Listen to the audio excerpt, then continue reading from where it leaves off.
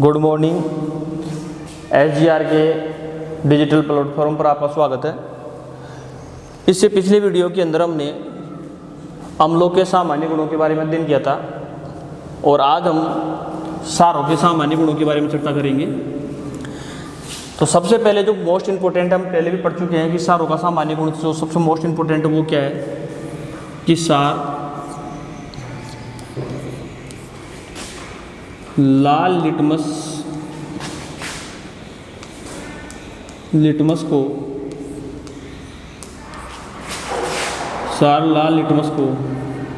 नीले में बदल देते हैं।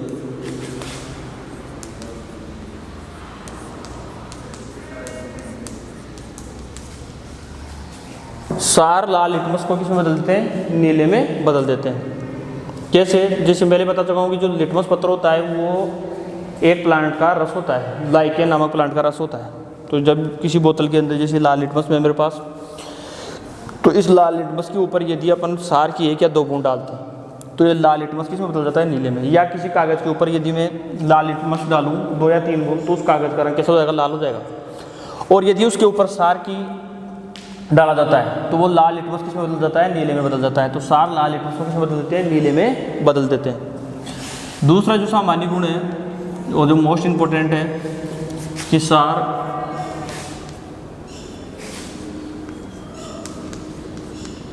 धातुओं के साथ अभिक्रिया करके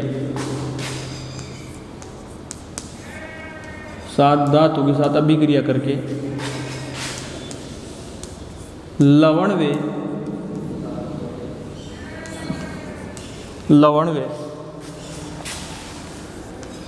हाइड्रोजन गैस का निर्माण करते हैं।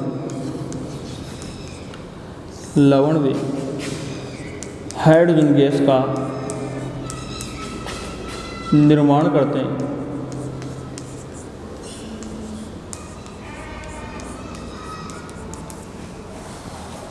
क्षार धातु के साथ अभिक्रिया करके लवण व हाइड्रोजन गैस का निर्माण करते हैं। सीधी सी बात है, अपन जनरल अम्ल के अंदर भी पढ़ा था कि अम्ल भी धातु के साथ अभिक्रिया करके क्या देते हैं? लवण व हाइड्रोजन गैस देते हैं। और क्षार भी क्या करते हैं? धातु के साथ अभिक्रिया करके क्या देते हैं? लवण व हाइड्रोजन गैस का क्या करते हैं? निर्माण करते हैं। एक एग्जांपल से लेते हैं।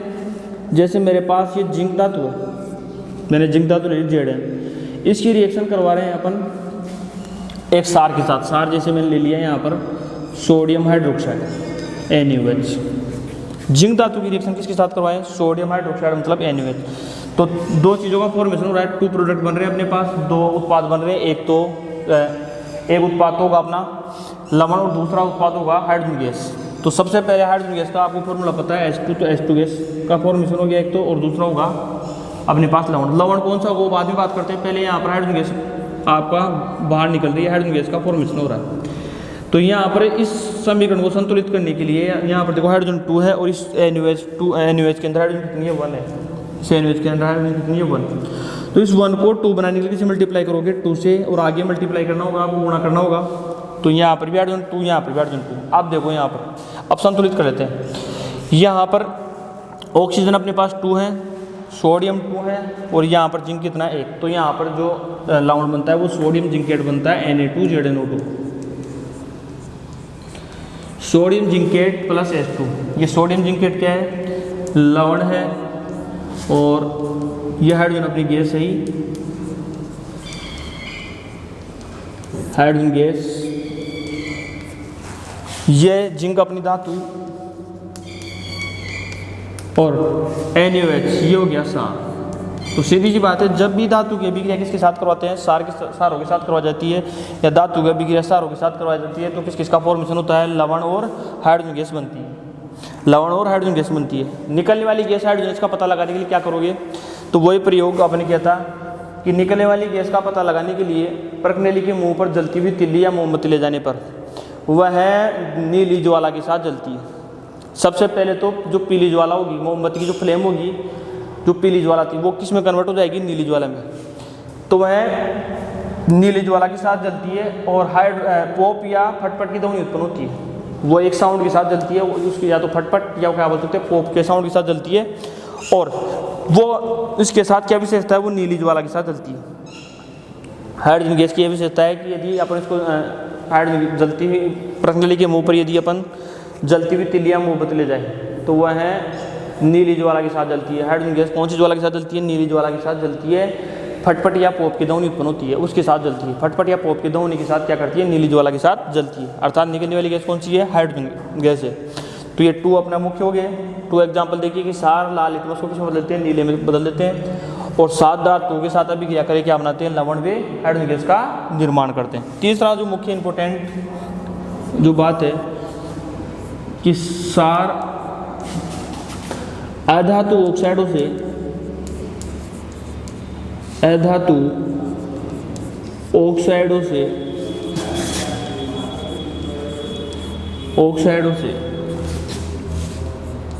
अधातु ऑक्साइडों से क्रिया करके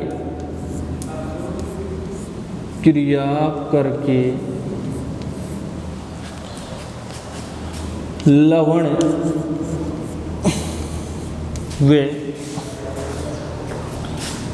व जल बनाते हैं।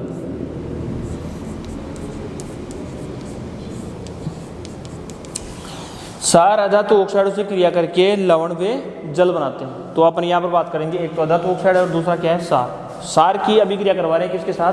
अधातु ऑक्साइड के साथ। अब सबसे पहले आपको ये समझना होगा अधातु ऑक्साइड क्या है। तो यदि अधातु के साथ ऑक्सीजन जुड़ी होती है तो उसे क्या बोलेंगे? अधातु ऑक्साइड। जैसे धातु के साथ ऑक्सीजन जुड़ी होती है उसे क्या बोलेंगे? धातु ऑक्साइड। जैसे उदाहरण पिछले उदाहरण में पढ़ा था अपने, ये कॉपर धातु है, इसके साथ ऑक्सीजन ऐड हो गई तो उसे क्या बोलेंगे? अधातु ऑक्साइड। ठीक, इसी धातु ऑक्साइड। इसी प्रकार यदि किसी अधातु के साथ ऑक्सीजन ऐड जुड़ी होती है तो उसे क्या बोलेंगे? अधातु ऑक्साइड। जैसे अधातु कौन कौन से? हाइड्रोजन है, नाइट्रोजन है, ऑक्सीजन है, कार्बन है, फास्फोरस है, ये सारी अधातु हैं। कुछ मुख्य अधातु लिखे। यदि इन सबके साथ ऑक्सीजन पीछे जुड़ी हुई थी तो उसे क्या बोलेंगे? अधातु ऑक्साइड। जैसे मैंने एक अधातु ऑक्साइड लिख लिया CO2। तो सार अधातु ऑक्साइड के साथ क्रिया करके क्या बनाते हैं? लवण व जल। तो अपन क्या रिएक्शन किसके साथ करवा रहे हैं? अधातु ऑक्साइड की रिएक्शन किसके साथ करवा रहे हैं? सार के साथ। सार ले लिया जैसे मैंने NaOH, एक मैंने सार ले लिया NaOH। तो सार अधातु ऑक्साइड से क्रिया करके क्या बनाते हैं? एक तो लवण और दूसरा जल। तो सीधी सी बात है, अपने पास 2 चीज़ों का फॉर्मेशन होगा, एक तो लवण और दूसरा जल। तो सबसे पहले जल का सबको फॉर्मूला पता है H2O, तो आपको H2O बना दो आप।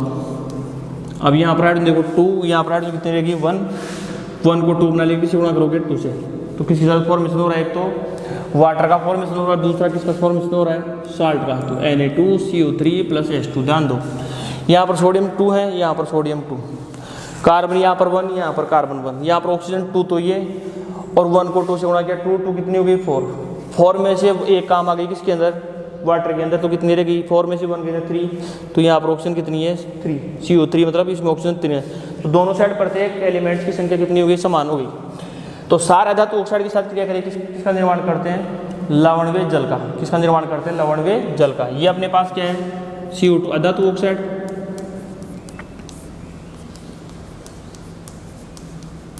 ये अपना अधातु ऑक्साइड। NaOH क्या हो गया? सार। Na2CO3 लवण और H2O जल। तो सार अधातु ऑक्साइड के साथ क्रिया करके क्या बनाते हैं? लवण व जल। अब इस बात को समझो, हम ये भी जानते हैं कि जब भी अम्ल की अभिक्रिया किसके साथ करवाई जाती है? सार के साथ करवाई जाती है। तो किसका फॉर्मेशन होता है? लवण व जल का। जब भी अम्ल की अभिक्रिया किसके साथ करवाती हैं? सार के साथ करवाते हैं। तो किसका फॉर्मेशन होता है? लवण व जल का। तो यहाँ पर भी हो रहा है, यहाँ पर भी किसका फॉर्मेशन हो रहा है? लवण व जल का फॉर्मेशन हो रहा है। और सार की रिएक्शन किसके साथ करवा रहे हैं? अधातु ऑक्साइड के साथ। अर्थात अधातु ऑक्साइड को कौन सी प्रकृति का है? अम्लीय प्रकृति का है। अधातु ऑक्साइड किस प्रकृति का है? अम्लीय। क्योंकि हम जानते हैं जब सार की रिएक्शन किसके साथ करवाते हैं? अम्ल के साथ करवाते हैं, तभी किसका फॉर्मेशन होता है? लवण व जल का। तो हम जानते हैं यहाँ पर अधातु ऑक्साइड की रिएक्शन किसके साथ करवा रहे हैं? सार, लेकिन फॉर्मेशन किस करवा रहे हैं? लवण व जल का। तो हम ये भी जानते हैं कि सार की रिएक्शन किसके साथ हो? जब अम्ल के साथ होती है तभी किसका फॉर्मेशन होता है? लवण व जल का। तो इधर यहाँ भी लवण और जल बन रहा है और एक सार है। तो दूसरा निश्चित रूप से क्या होगा? अम्ल होगा। दूसरा निश्चित रूप से क्या होगा? अम्ल। अर्थात अधातु ऑक्साइड किस प्रकृति के होते हैं? अम्लीय प्रकृति के होते हैं। जैसे धातु ऑक्साइड की बात की थी, अपने धातु ऑक्साइड सारी प्रकृति के होते हैं। तो अधातु ऑक्साइड किस प्रकृति के होते हैं? अम्लीय प्रकृति के। प्रश्न पूछा जा सकता है कि सिद्ध कीजिए कि अधातु ऑक्साइड अम्लीय प्रकृति के होते हैं। तो आप क्या लिखोगे? जब पहले एक रिएक्शन लिखोगे, जब हम अधातु ऑक्साइड की अभिक्रिया किसके साथ करवाते हैं? सार के साथ। तो किसका फॉर्मेशन होता है? लवण व जल का। जब हम अधातु ऑक्साइड की रिएक्शन किसके साथ करवा रहे हैं? सार के साथ। तो किसका फॉर्मेशन हो रहा है? लवण व जल का। और हम ये जानते हैं कि जब अम्ल की अभिक्रिया किसके साथ करवाई जाती है, सार के साथ करवाई जाती है, तो किसका फॉर्मेशन होता है, लवण व जल का। अर्थात एक निश्चित बात है कि जब हम अम्ल की अभिक्रिया सार के साथ करवाते हैं तो तब किसका फॉर्मेशन, लवण व जल का। तो यहाँ पर सार की अभिक्रिया किसके साथ करवा रहे हैं, धातु ऑक्साइड के साथ, तो भी क्या निर्माण हो रहा है, लवण व जल का। अर्थात अधातु ऑक्साइड किस प्रकृति के हैं, अम्लीय प्रकृति के। अधातु ऑक्साइड की प्रकृति कैसी होती है, अम्लीय। तो याद रखना है अधातु ऑक्साइड अम्लीय प्रकृति के होते हैं। और वापस एक बार देख लेते हैं, सार अधातु ऑक्साइड से क्रिया करके किसका फॉर्मेशन करते हैं, लवण व जल का, जल बनाते हैं। सार अधातु ऑक्साइड से क्रिया करके लवण व जल बनाते हैं। अधातु ऑक्साइड अम्लीय प्रकृति के होते हैं। अगला जो टॉपिक है, जो मोस्ट इंपोर्टेंट, जिसकी बात करें अपन, इस सभी सारों का जलीय विलयन, सभी सारों का जलीय विलयन, सभी सारों का जलीय विलयन विद्युत का सुचालक होता है।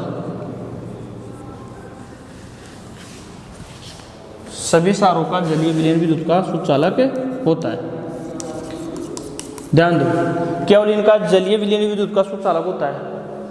यदि डायरेक्ट, यदि इनका ओरिजिनल या इनका ओरिजिनल यदि सॉल्यूशन देके विलयन देके, तो वो विद्युत का क्या होता है, कुचालक। जब अम्ल एवं सारों को या सारों को जब जल में घोला जाता है या जल में डाला जाता है, तो उनका जो जलीय विलयन का निर्माण होता है। हम जब पानी के अंदर यदि सार डालते हैं तो उसको क्या बोलेंगे अपन, जलीय विलयन। अर्थात अम्ल एवं सार का जो विलयन होगा, अम्ल एवं पानी और जो सार का जो विलयन होगा, उसे क्या बोलेंगे, जलीय विलयन। तो सभी सारों का जलीय विलयन क्या होता है, विद्युत का सुचालक। लेकिन स्वयं कैसे होते हैं, वो कुचालक होते हैं।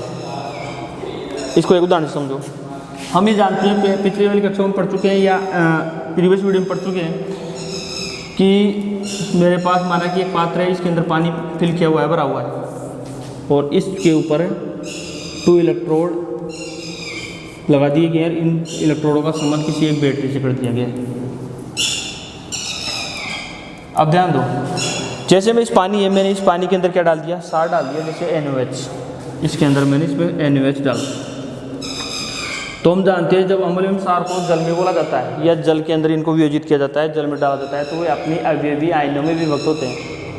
जब अम्ल एवं सारों को जल में घोला जाता है तो वो अपनी अवयवी आयनों में क्या होते हैं, विभक्त होते हैं। अवयवी आयनों मतलब जिनसे बने, तो NaOH किससे बना है, Na+ और OH- से बना है। तो ये दो चीज़ों में विभाजित हो गया, Na+ और OH- के अंदर। जैसे ही सोडियम हाइड्रोक्साइड को जल में घोलेंगे अपन, तो ये किस में डिवाइडेड होगा, Na+ और OH- आयन में। अम्ल एवं सारों को जब जल में घोला जाता है तो वो अपनी अवयवी आयनों में विभक्त हो जाते हैं। तो NaOH किस में डिवाइडेड हो गया, Na+ और OH- के अंदर। जैसे ही हम इसके अंदर विद्युत फ्लो करते हैं, प्रवाहित करते हैं, तो हम जानते हैं जो आयन्स हैं ये विपरीत इलेक्ट्रोडों की ओर गमन करेंगे। Na+ वाला ये माइनस की तरफ जाएगा और ये माइनस वाला OH- किस पर जाएगा, प्लस वाले इलेक्ट्रोड की ओर गमन करेगा। और हम जानते हैं कि विद्युत प्रवाहित होने के लिए आयनों या इलेक्ट्रॉन का गति करना आवश्यक है।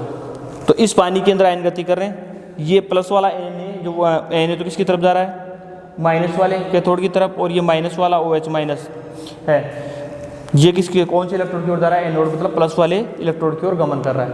और हम जानते हैं विद्युत के लिए आयनों का गति करना क्या है, आवश्यक होता है। अर्थात सभी सारों का जलीय विलयन क्या होता है, विद्युत का सुचालक होता है। क्यों होता है, इसका कारण लिखोगे कि जब हम अम्ल एवं सारों को जल में घोलते हैं तो वे अपने अवयवी आयनों में क्या होते हैं, विभक्त होते हैं।